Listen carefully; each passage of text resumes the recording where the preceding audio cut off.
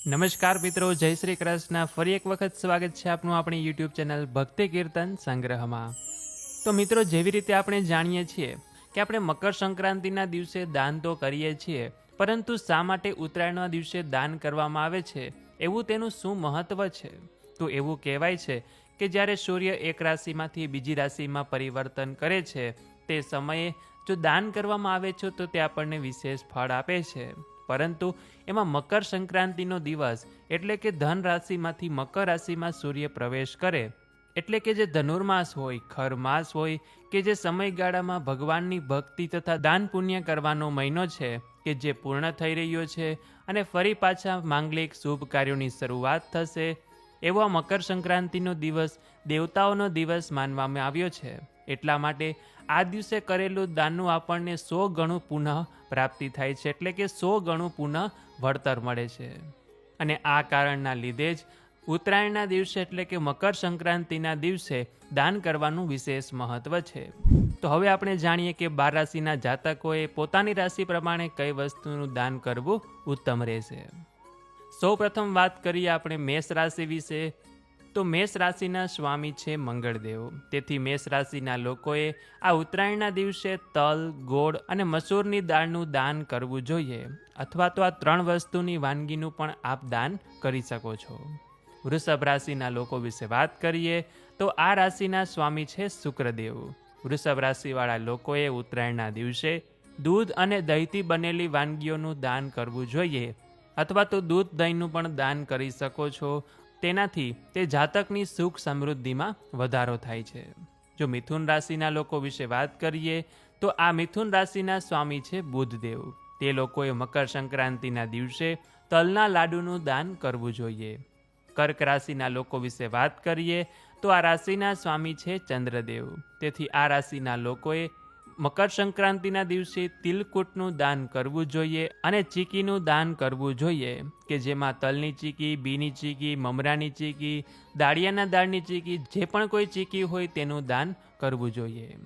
ત્યાર પછી સિંહ રાશિ વિશે વાત કરીએ તો આ રાશિના સ્વામી છે સૂર્યદેવ. તેથી મકર સંક્રાંતિના દિવસે આ લોકોએ તાંબાના વાસણનું દાન કરવું જોઈએ, અથવા તો તાંબાના વાસણમાં તલ અથવા ગોળના લાડુનું દાન કરવું જોઈએ. કન્યા રાશિના લોકો વિશે વાત કરીએ તો આ રાશિના સ્વામી છે બુધદેવ. આ રાશિના લોકોએ મકર સંક્રાંતિના દિવસે ખીચડીનું દાન કરવું જોઈએ, ચાહે તે મગની ખીચડી હોય, 5 ધાનની ખીચડી હોય કે પછી 7 ધાનની ખીચડી હોય, તેનું દાન કરી શકો છો. અથવા તો સાધુ બાવાને જમાડી શકાય. કોઈ ગરીબ જરૂરિયાતમંદ વ્યક્તિ હોય તેને પણ જમાડી શકાય. તુલા રાશિના લોકો વિશે વાત કરીએ તો આ રાશિના સ્વામી છે શુક્રદેવ. આ રાશિના લોકોએ મકર સંક્રાંતિના દિવસે દૂધ દહીંથી બનેલી વસ્તુનું દાન કરવું જોઈએ, અથવા તો દૂધ દહીંનું દાન પણ કરી શકાય છે.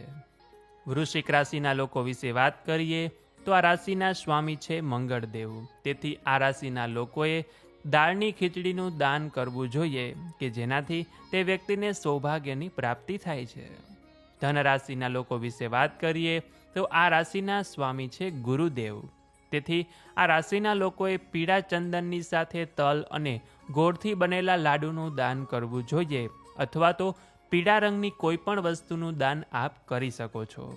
ચાહે તે અનાજ હોય, શાકભાજી હોય, ફળ ફ્રૂટ હોય, સૂકો મેવો હોય કે કોઈ પણ પ્રકારની વસ્તુ હોય. મકર રાશિના લોકો વિશે વાત કરીએ તો આ રાશિના સ્વામી છે શનિદેવ. તેથી આ રાશિના લોકોએ સરસવના તેલ અને કાળા તલના લાડુનું દાન કરવું જોઈએ, અથવા તો કાળા તલ આખા પણ દાન કરી શકો છો, કે જે કરવાથી શનિદેવની કૃપા તો રહેશે જ, પરંતુ સાથે લક્ષ્મી દેવીની કૃપા પણ વરસતી રહેશે. કુંભ રાશિના લોકો વિશે વાત કરીએ તો આ રાશિના સ્વામી પણ છે શનિદેવ. એટલા માટે આ રાશિના લોકોએ સરસવના તેલ અને તલના લાડુનું દાન કરવાનું રહેશે. અને મીન રાશિના લોકો વિશે વાત કરીએ તો આ રાશિના સ્વામી છે ગુરુદેવ. તેથી આ રાશિના લોકોએ પણ પીળા ચંદનની સાથે ખીચડી, મગફળી અથવા પીળા રંગનું કોઈ પણ પ્રકારનું ફ્રૂટ, શાકભાજી, તલ, ગોળનું દાન કરવાનું રહેશે, કે જે હંમેશા આપના ઘરમાં સુખ સમૃદ્ધિ બનાવી રાખશે. અને આ 12 રાશિના લોકોએ આ વસ્તુનું દાન કરે છે તો ઉત્તમ ફળ મળે છે.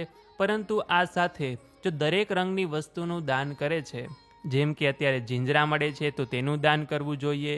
સાથે જ શાકભાજીમાં રીંગણા લઈ શકાય, ગાજર લઈ શકાય, કોઈ પણ પ્રકારનું શાકભાજી લઈ શકાય. ફ્રૂટનું પણ દાન કરી શકો છો. કેળા મળે છે, દ્રાક્ષ મળે છે, સ્ટ્રોબેરી મળે છે, તે પણ આપી શકાય છે. જો સૂકો મેવાની વાત કરીએ તો કાજુ, બદામ, કિશમિશ, અખરોટ એનું પણ આપ દાન કરી શકો છો. આ ઉપરાંત તલ, દાળિયા, બી, મગફળી તેનું પણ દાન કરી શકાય. અને જો વસ્તુનું દાન વિશે વાત કરીએ તો તે દાન લેનાર વ્યક્તિ ઉપર નિર્ભર કરે છે. જો દાન લેનાર વ્યક્તિને જે વસ્તુની જરૂર હોય, જો તે વસ્તુનું દાન કરીએ છીએ તો તે ઉત્તમ દાન માનવામાં આવે છે. અને હા, ખાસ વાત એ ધ્યાનમાં રાખવાની કે બીજા લોકો આ વસ્તુનું દાન કરે છે તો હું તેનાથી વધારે વસ્તુનું અથવા તો વધારે મૂલ્યનું દાન કરું એવું ક્યારેય કરવાનું નહીં. આપણી યથાશક્તિ પ્રમાણે, આપણા ઘરની પરિસ્થિતિ પ્રમાણે, જે પ્રમાણે આવક હોય તે પ્રમાણે જ હંમેશા દાન પુણ્યનું કાર્ય કરવાનું. તો મિત્રો, આશા છે કે આપ સૌ લોકોને માહિતી મળી ગઈ હશે કે આપની રાશિ પ્રમાણે આપે કઈ વસ્તુનું દાન કરવાનું રહેશે. આ ઉપરાંત બીજી કઈ વસ્તુનું દાન કરી શકાય તેના વિશે પણ મેં આપને જણાવ્યું. આ પ્રમાણે દાન કરજો અને મહાપુણ્યકાળના સમયમાં એટલે કે સવારે 9 વાગ્યા સુધી જો દાન કરો છો તો તે દાન આપનું વિશેષ ગણાશે. અથવા તો સાંજે સૂર્યાસ્ત સમય સુધીમાં પણ દાન કરી શકો છો. એટલે જો સવારે દાન ન થાય તો કોઈ પણ પ્રકારની ચિંતા કર્યા વગર હસી ખુશી સૌ લોકોને દાન પૂન કરજો. તો હવેના નેક્સ્ટ વિડીયોમાં આપણે આ ઉત્તરાયણનો મહિમા જાણીશું, કથા સાંભળીશું. સાથે જ ઉત્તરાયણથી ધર્મરાજાના વ્રત પણ શરૂ થાય છે તો તેની પણ કથા વાર્તા સાંભળવાના. તો આપ તે વિડીયો જરૂરથી નિહાળજો, આપને જરૂર પસંદ આવશે. તો આ વિડીયો પસંદ આવ્યો હોય તો લાઈક કરજો. અમારી ચેનલમાં નવા હોય તો સબસ્ક્રાઈબ કરવાનું ભૂલતા નહીં કે જેથી કરીને આવા જ અવનવા વિડીયો આપ સૌ લોકોને મળતા રહે.